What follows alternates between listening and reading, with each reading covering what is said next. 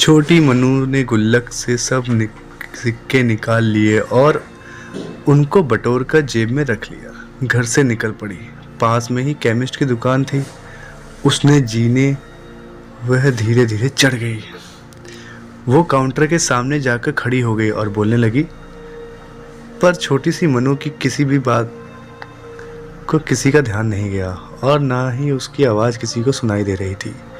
सब अपने कामों में व्यस्त थे। दुकान मालिक का कोई दोस्त बाहर देश से आया था, वो भी उससे बात करने में व्यस्त था।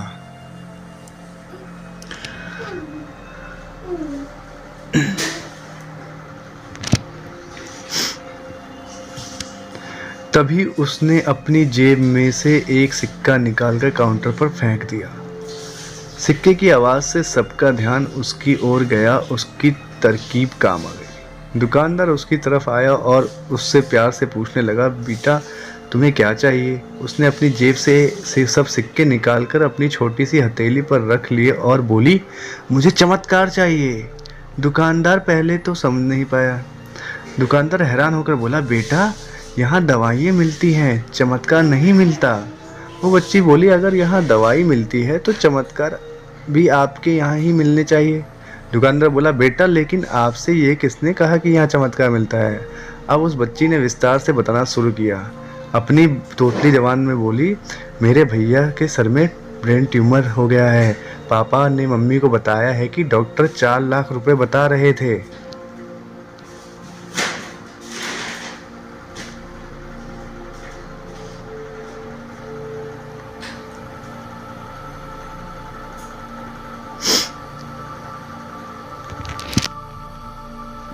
अगर समय पर इलाज ना हुआ तो कोई चमत्कार ही इसे बचा सकता है और कोई संभावना नहीं है।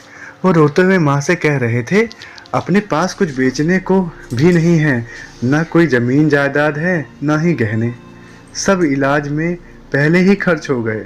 दवा के पैसे बड़ी मुश्किल से जुटा पा रहा हूँ।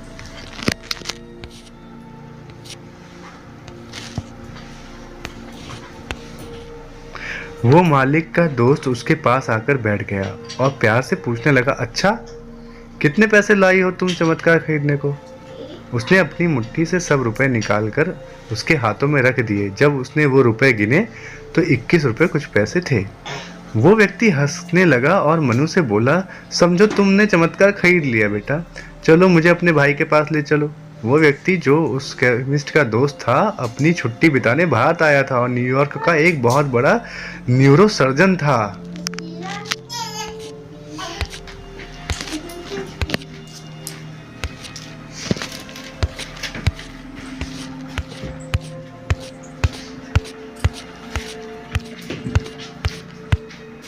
उसने उस बच्चे का इलाज 21 रुपए कुछ पैसों में किया और वो बच्चा सही भी हो गया। आखिर प्रभु ने मनु को चमत्कार बेच ही दिया। तो बच्ची बड़ी श्रद्धा से उसको खरीदने चली थी, उसको मिल गया। प्रभु सबके पालनहार है, उनकी मदद से ऐसे ही चमत्कार के रूप में मिलती रहती हैं। बस आवश्यकता है तो सच्चे श्रद्धा की, क्योंकि परमात्मा संसार के कण कण में है। तो दोस्तों ये कहानी आशा करता हूँ आपको अच्छी लगी होगी। परमात्मा से विश्वास रखिए, सब कार्य अच्छे अच्छे होंगे। चलिए तब तक के लिए नमस्कार।